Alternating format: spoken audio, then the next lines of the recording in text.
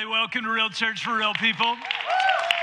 Glad you've joined us this weekend, and I do want to take a moment just say a big hello to all of our locations. So Newark and Hockessin and online. We're one church family spreading out throughout our region, and very, very glad that you're here this weekend. We are in week 3 of a series that we've called Jesus Who. So if you're joining us for the first time, we've been talking about what the story of Jesus' life can mean for the story of our lives, wherever we are spiritually. And we've been kind of unpacking some of the things that happened in the life of Jesus that are worth taking a second look at. If you've missed the first couple of weeks of this series, I encourage you to go back and watch the first 2 messages. And we're going to continue the series this weekend. But before we do, I just want to take a moment, let you know what's coming up here over the next couple of weeks. I'm very excited. First of all, that next weekend, my pastor, Pastor Chris Hodges from Church of the Highlands, will be here. And I'm very, very excited for you to get an opportunity to experience the message that he has. I know is going to encourage you. He has been a tremendous influence in my life over the years and is one of, honestly, the greatest leaders in the world. Loves Jesus, loves people, and leads a life-giving church. So make sure you make plans to join us.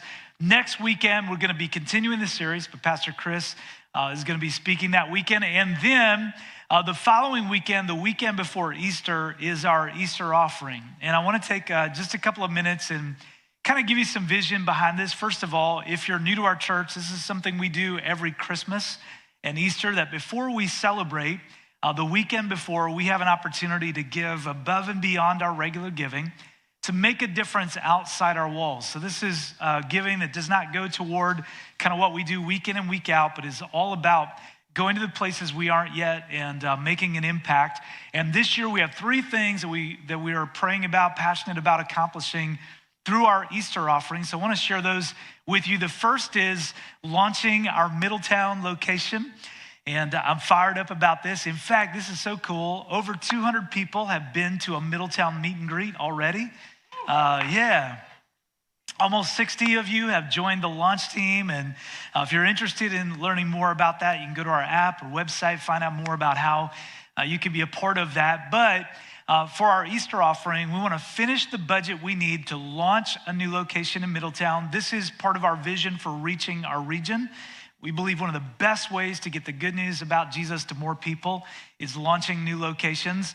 And so we are very close. We want to finish the budget to launch it and sustain it for the first full year. And by the way, that's something we're very committed to here. We don't launch a location until we have the funds in hand to take care of it for the first full year, something our board speaks into. We try to do all that very wisely, and we're super close. So we're gonna have an opportunity to give toward that. In fact, we're just $75,000 away from everything we need to start the location, sustain it for the first year. So that's part of what our Easter offering will be all about. We're coming to Middletown. I'm excited about that.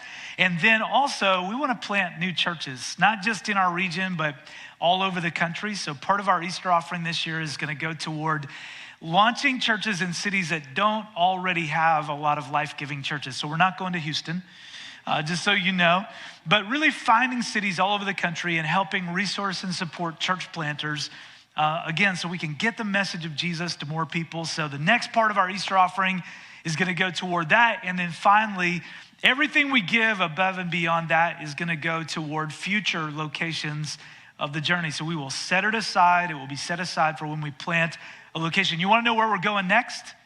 It's called TBD. Have you heard of it? It's a very wonderful part of our region. So we're going to go where God leads us, but we want to start just setting aside the resources. And if you've been a part of our church for a while, you know, first of all, we move at the speed of our generosity. And if you are new here, there's no pressure to give anything. The offering's not this week. It's 2 weeks from now. But in the meantime, I'd love for you, if you're a part of this community of faith, to pray about what God might have you do. Listen to whatever he leads you to do, and then just give. And let's believe God together, because the next weekend we're gonna celebrate Easter. So that's coming right around the corner, Easter weekend. And we'll have gatherings all that weekend. We'll tell you more about this next week, but if you wanna get a sneak peek at the gathering times, you can go to our app, and they're all uploaded there. Start praying about and planning for who you're gonna invite to join you this Easter. So we're in a great season, and also, just by the way, praying it will not be 28 degrees for Easter. Just Ready for some warm weather. And as we jump into week 3 of this series, I want to do a little poll on the front end here. So how many of us, just by a show of hands, had trouble when we were little kids doing what we were told? Just show of hands, had trouble doing what we're told. How many of us are adults, still have trouble doing what we're told? Just be honest, all right? How many of us, when we were little kids, always did what we were told? We want to know who you are. If you're in one of our physical rooms, you can let us know. If you're online. Yeah, my sister was kind of like that. She was an angel, and I felt like I needed to balance that out. So I was that kid who often did the opposite of whatever he was instructed to do. My mom would say, "Don't play in the mud." I played in the mud. My teacher would say, "Quiet down." I got louder.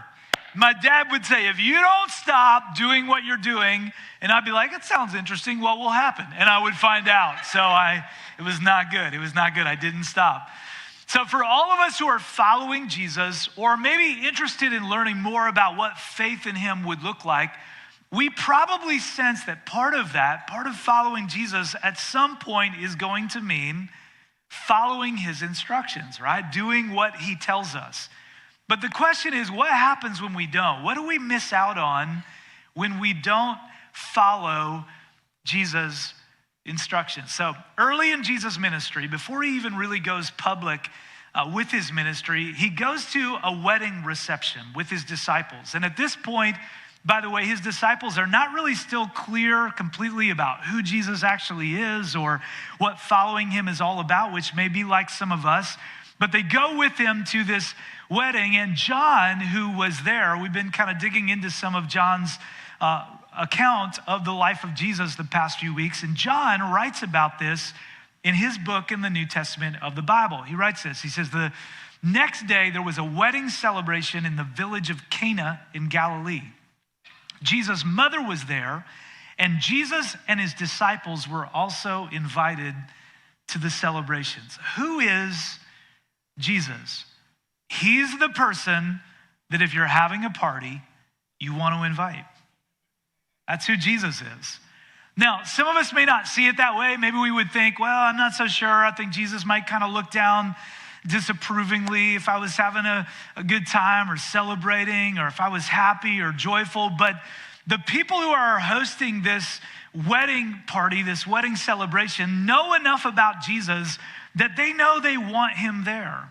And not just Jesus, but his disciples as well. So the first step in getting to know Jesus is the decision that we make to invite him to our party, to invite him into our lives, to invite him into everything we're proud of, scared of, hoping for, and planning around. And not just Jesus, but a few of his disciples too, a few people going the same direction spiritually. And I kind of love this about Jesus, that Jesus, if anyone could ever make a case, if you want something done right, do it yourself, it would be Jesus, the Son of God. But the first thing he does before he even goes really public with his ministry is he gets a group of people around him and he starts doing life together with him. So Jesus and his disciples go to this wedding reception. And what you have to understand about wedding receptions at this time is they are a big deal, like a big deal. They will often last for several days, and there is an open bar. Some of you are nervous. Others of you are like, tell me more. But during these wedding celebrations, a lot of wine is served. Now, a couple of things to know. That's the only alcoholic beverage that's served at these wedding receptions. And the custom of the time is that this wine would be watered down quite a bit. So these wedding celebrations would go on sometimes for days, 3, 4, 5 days. And it's not like everybody was drunk for 4 days, okay? But the wine kept circulating throughout this reception, and as long as the wine flowed, the celebration flowed.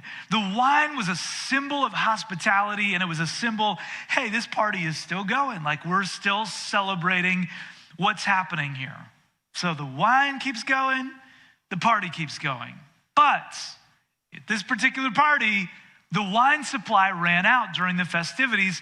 So Jesus' mother told him, they have no more wine.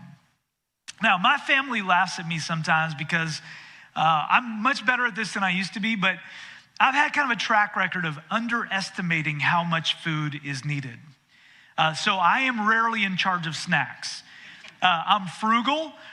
In fact, for a lot of years, I'm much better at this now, but for a lot of years, whenever we go out to eat, actually, I gotta be honest, I still do this. Whenever we go out to eat, I always immediately look for the cheapest thing on the menu. Now, I'm growing, I don't always order it.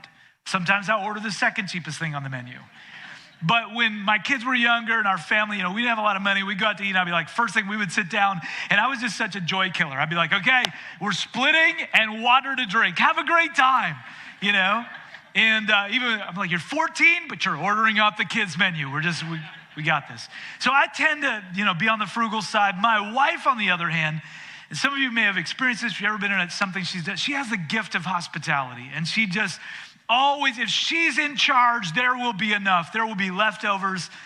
But one time a few years ago, we were having people over, and I talked my wife into cutting back on the amount of food that she thought we needed. I was like, we don't need to order that much. We don't need to refinance the house to have these people over. Like we can do it on less. And sure enough, we ran out of wings. Now for the dudes in the room, that's like running out of oxygen. Dudes leave a party when you run out of wings. They're like, that's the last wing, I'm out. I don't care if I just got here 10 minutes ago. This is a major downer. So I got in big trouble because I was responsible. So imagine this party is rolling and suddenly the wine runs out.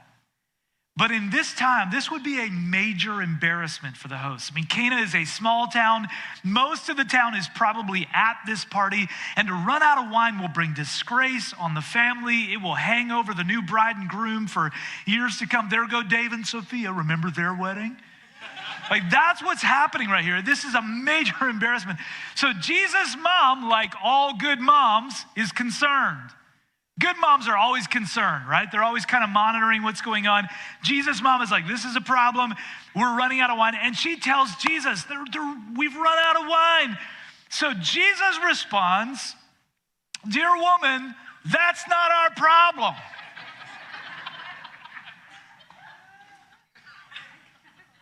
My time has not yet come. Jesus, that's your mom.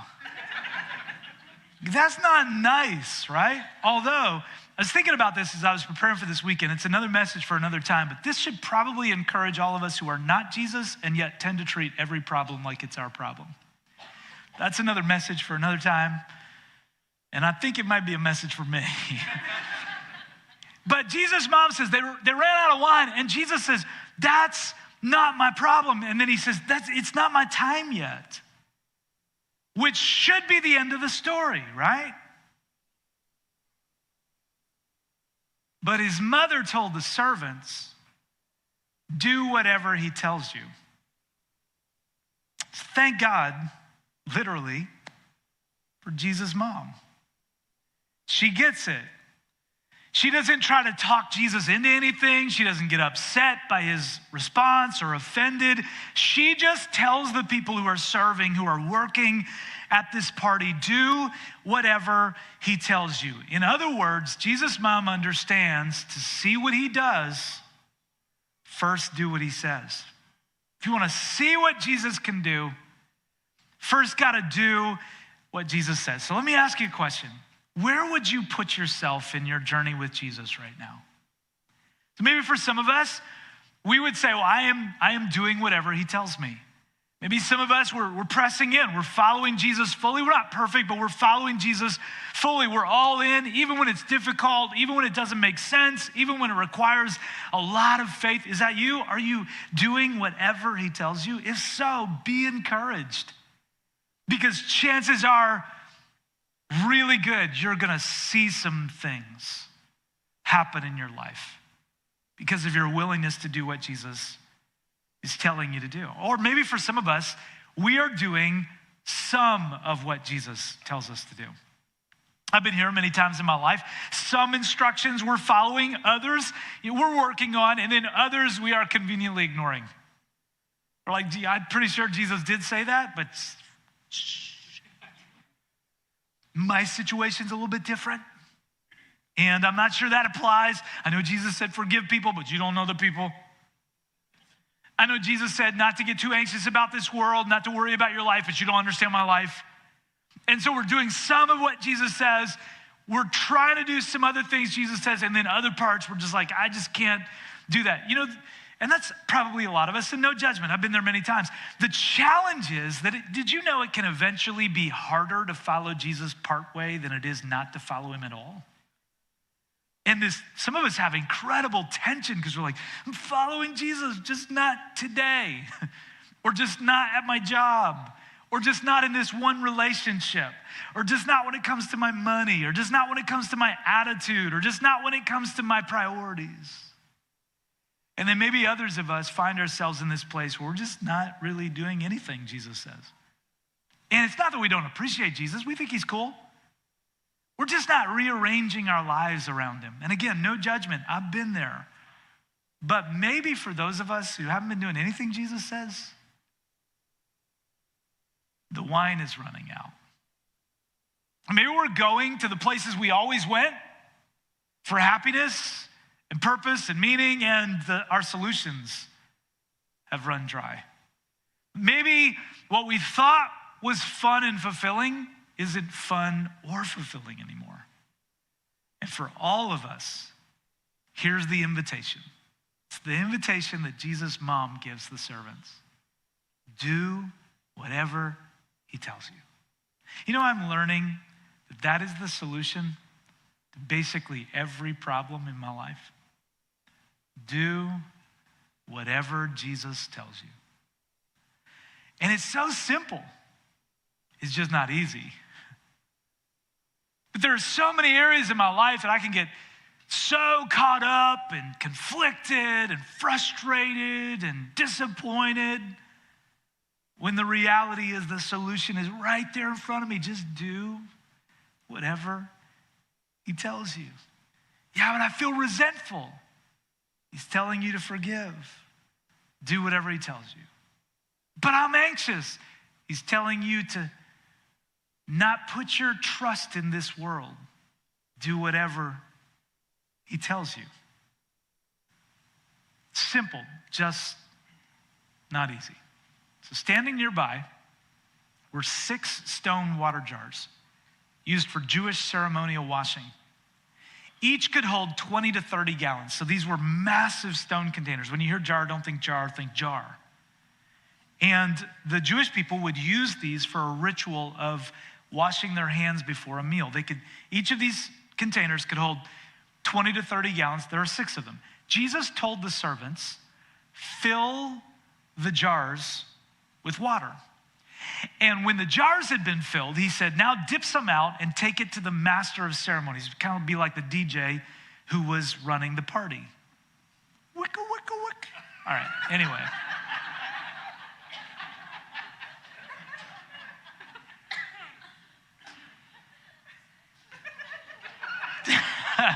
I don't know how you read the Bible. I'm just telling you that's how I read the Bible. So the DJ was like, and the servants followed his instructions. So watch this. Jesus' mom says, Jesus, they're out of wine. Jesus says, not my problem. Jesus' mom turns to the servants, says, do whatever he tells you. And Jesus says, okay. Fill the jars with water. Now, some of us know the story already, so it's kind of spoiled. But if you're one of the servants that day, you have no idea what's about to happen. You didn't read about this or hear about this. You have no clue. You just know that this Jesus guy thinks he can fix a wine problem with a water solution. And because you've worked a few weddings in your time, and this is not your first rodeo, you are like, I know that's not going to work. We don't have a water problem. We have a wine problem. And you're not going to fix it with water. And not only that, but you may have not thought of this, there's no running water at this time. They're not grabbing a hose. They're going to the water source with containers, filling them up at this water source, wherever it is, bringing it back to these huge stone jars and pouring it in over 1,300 pounds of water. So this doesn't happen in a few seconds. Not even probably a few minutes. This is a long process. And Jesus doesn't say, okay, symbolically sprinkle a little bit of water in the jar and then step aside. He says, fill them. So I researched this in the Greek. Do you know what fill them means? Till they're full. To the brim. So in the language the New Testament was written, filled means full. Just keep coming to this church. You're going to learn so much. And then Jesus waits.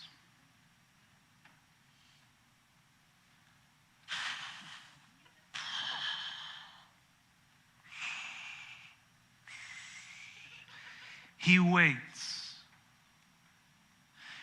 because to see what he does, gotta first do what he says. And I wonder if some of the servants start doing what Jesus said to do. They start filling the jars, but a few minutes in, their backs hurt, they're not seeing the results, so they get a little frustrated, discouraged. Maybe they start murmuring among themselves, why are we doing this again? This is water. We don't need water, we need wine. Did you know it would be easy to always do what Jesus says if as soon as we started, it paid off?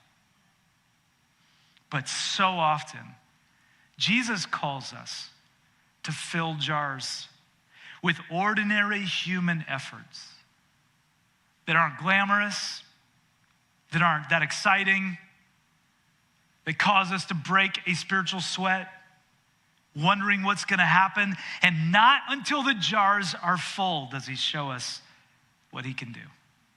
So when something has run out in my life, maybe I need to ask myself, am I willing to fill the jars?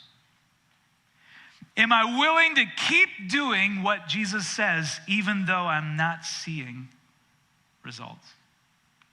Now, this is where the story gets exciting.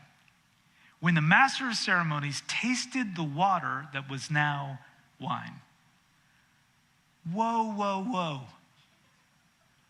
I was tracking with this story.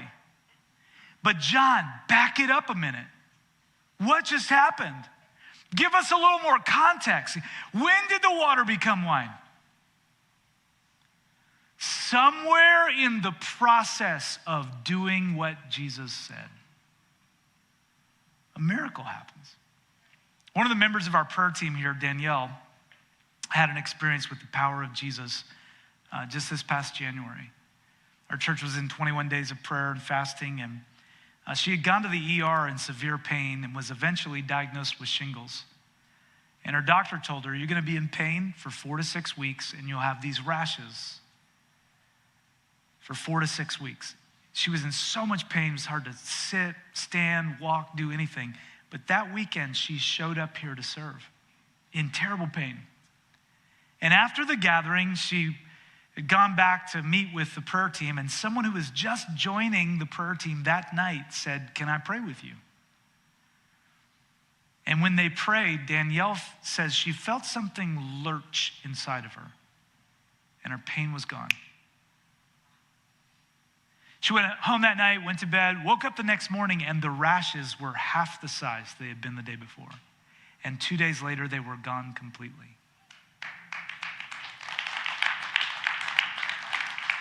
Why? Because to see what he does, first do what he says. She showed up to serve. She said yes when somebody said, can I pray with you? Now, I know for some of us, we're going, yeah, but why doesn't Jesus always heal people? I don't know. I bet there were probably other wedding parties somewhere in the Middle East that year that ran out of wine and just ran out of wine. And people were like, man, that's a drag. We ran out of wine. But at this particular one, Jesus does a miracle. So here's what I think. I think if we're gonna follow Jesus, we just have to decide, will we be the kind of people who go around just saying what Jesus can do, or will we be the kind of people who go around doing what Jesus has said and trusting him with the results? When the master of ceremonies tasted the water that was now wine, not knowing where it had come from, though of course the servants knew. He called the bridegroom over. A host always serves the best wine first, he said. Then when everyone has had a lot to drink, makes sense, he brings out the less expensive wine. But you have kept the best until now. Last fall, someone in our church, they just shared this story with me a couple of weeks ago. It's very meaningful for me. Told me that they felt like Jesus spoke to them to give a certain amount of money in our Christmas offering to help launch our Middletown location. And it was a very large amount. Now nobody else knew this. It was a conversation they felt like between them and God. And there was no expectation anybody had said of a certain amount. But it was a very large amount. It was a very large amount. They repeated this to me a couple of times as they were telling me the story. And so they negotiated with God, their words, and they got him down. Or at least they thought they did. Well, now, God, be reasonable. So they gave what was still a significant gift. And they thought, okay. But then they just couldn't shake this feeling. Now, no one else knew about this. Again, no expectation. Nobody would have ever known. But they just couldn't shake it. It was like Jesus just kept bringing it up. Hey, are you going to do the thing? Remember when you asked me what you should do and I told you? Are you going to do that? And so eventually they did, and they gave more than they could afford. And when I heard that story, I was like, can you pray for me? Because I want more of that kind of faith in my life. To see what he does, first do what he says. A lot of us would love to see what he can do. We're just not yet doing what he says. You say, well, what's the miracle in that story? I don't know yet. This person is still filling jars. Jesus tells the servants, fill a cup with what you've just been collecting and pouring in these jars, take it to the master of ceremonies, and they follow his instructions. And somewhere along the way, I love that John doesn't tell us, because we're not supposed to be able to nail down when the miracle's going to happen. But somewhere along the way, just in the process of doing what Jesus says, the water becomes wine, and not just any wine, the good stuff. And the DJ has no idea where it came from, but he's impressed. And John says, of course, though, the servants know. You know what's interesting about the things that Jesus does in people's lives, healing, speaking, turning water into wine? Here's what's interesting about it. There are two levels of joy, two levels of celebration. The first level is the wedding guests and the MC. You get to taste the wine, hear about the miracles, celebrate it. Don't necessarily know the backstory, but you just know, okay, well, the wine tastes good. That's a good thing, and that's wonderful. And for some of us, that's how we've lived our spiritual lives. We're kind of getting by on the secondhand benefits of someone else's faith.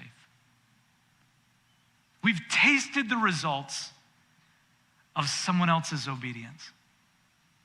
But then there's a whole other level of joy and celebration. And can I tell you, that level belongs exclusively to the servants. Because the people who do what Jesus says, they get to experience the miracles firsthand. Now, the wedding guests probably had no idea that the host had even run out of wine. They didn't know, because it would be a couple of hours sometimes. The servants were first to know that there was a problem. But they did what Jesus said. They knew that they had poured water into those stone containers, a lot of water. They had blisters on their hands. And they knew a miracle had happened as they were serving. Because servants, the people who actually do what they're told by Jesus, always know it was a miracle. Shouldn't have happened, but it did. And I think about some of us who are in the midst of just filling jars. You know, as we follow Jesus, sometimes we get discouraged because we're not seeing results yet. And we can forget what Jesus has done in the past. And then we stop doing what Jesus told us to do before the jars are filled. And we forget that to see what he does, first, do what he says. So we built this church around environments where we can hear Jesus' instructions. We gather like this to worship and to learn about Jesus. We connect in a group with a few people going the same direction who can encourage us to follow Jesus. And we don't stop there. We serve on the J team. That's what it's all about. We're using what we have to make a difference like Jesus did. We move from being wedding guests who taste the second-hand benefit of someone else's faith to being servants who see the miracles firsthand. We invest and invite. We tell people in our world, we share our faith with people in our world who don't know Jesus yet and invite them to experience God. We practice a slot and spot, a time on our calendar and a place we go to read God's word and get closer to Jesus. And we give our first, making what matters to Jesus matter to us through our tithes and offerings, our generosity. In other words, what we do around here as we follow Jesus together is fill jars. And it's the most ordinary, it's just water we're pouring in. The most ordinary, imperfect acts of faith. It's not always glamorous. Sometimes it's tiring. Sometimes we look around at the wedding guests and go, man, it'd be easier to be one of them. But we keep filling jars. And when we do it because Jesus said to, something happens along the way. Something miraculous. Listen, the definition of insanity is doing the same thing, expecting different results, unless Jesus said to. That's the definition of faith. So what is Jesus asking you to do? I don't know what it is for you. Maybe very simple. It probably won't feel very easy. But what is it? Maybe for you, your next step is to come to Plugged In, to move from being a wedding guest to serving, to getting involved in what God is doing here. Maybe for some of you, God's inviting you, Jesus is inviting you to grow in your faith. Maybe there's a space in your life where you shut your faith off. It's a relationship. It's at your job or your school. There's a certain area like Jesus keeps bringing it up and you keep changing the subject. Maybe Jesus is asking you to forgive someone who's betrayed you. Maybe Jesus is asking you to give so that more people can taste what's happening at his party. Maybe Jesus is asking you to step up into something you've been afraid of, to have courage, to do the right thing in a wrong world. Whatever it is, can I encourage you? You should do it. Say, well, why? Because to see what he does, first do what he says. Fill the jars to the brim. And if you would say, I received that today, I want to listen to Jesus more closely and I want to do what he says. I need the power of Jesus in my life to help me do what I'm told by him, not out of legalism or fear, but out of faith. I wonder if you'd say that's you want to listen to him more closely and do what he's leading you to do. Would you just shoot your hand up all over the room in Newark and Hockessin? Just hold it up high. If you're watching online right now, you can do that. Just stretch that hand out right where you are. And then would you open your heart up to Jesus with me? Let me pray over us. Jesus, we come to you today and we come with humility and a desire to do what you're telling us to do. For any of us, Jesus, that are struggling right now to listen and obey, give us the courage. So often, Jesus, we want to see what you can do, but we're hesitant to do what you say. Transform us. And for some of us who have been carrying water for a while, help us to not give up, but to do what you tell us to do. Faith is persisting in something that the world says is crazy, but you say is right. Help us be your disciples, we pray, your servants, your friends, by doing what you lead us to do. We ask it in your name, Jesus. And while you let Jesus speak to you, for a moment more, I want to just talk to any of us in one of our physical rooms or online right now that you haven't known Jesus for yourself up until this moment. The point of everything we just unpacked in that story from Jesus' life is not water turning into wine. It's that Jesus makes things new, including people. And you bring Jesus your ordinary, broken, sinful life, and he transforms you. That's the point.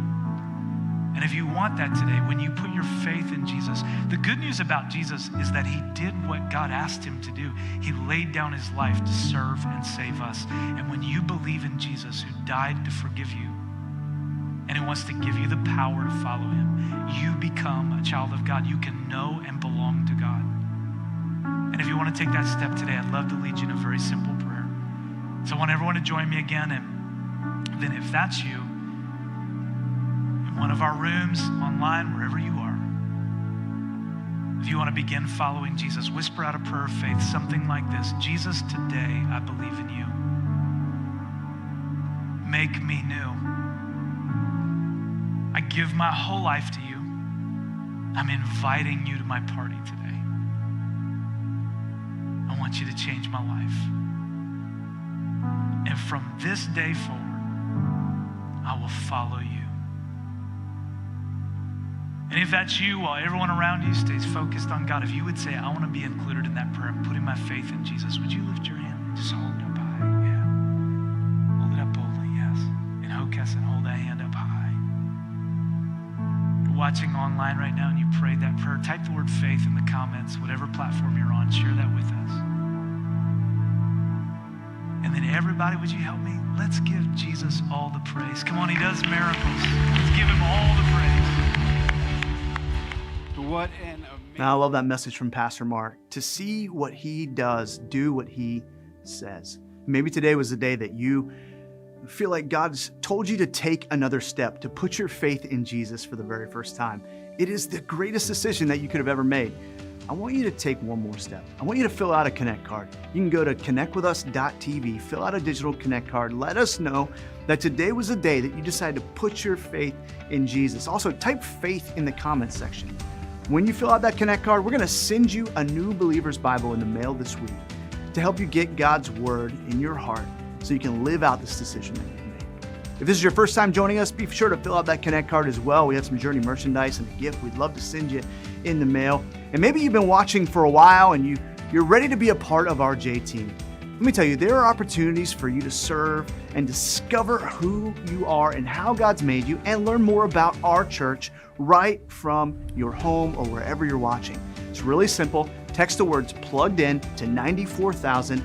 We'll send you an on-demand opportunity to join us for Plugged In and find out your place and your part on our J team. Listen, we love you. You want to make sure you come back next week. We've got Pastor Chris Hodges from Church in the Highlands that's going to be here with us all weekend next weekend. You will not want to miss it. So make sure you set your alarm and tune in and be a part. And before you head out, make sure you like this video on YouTube, subscribe, hit that notification bell, and as always, enjoy the journey.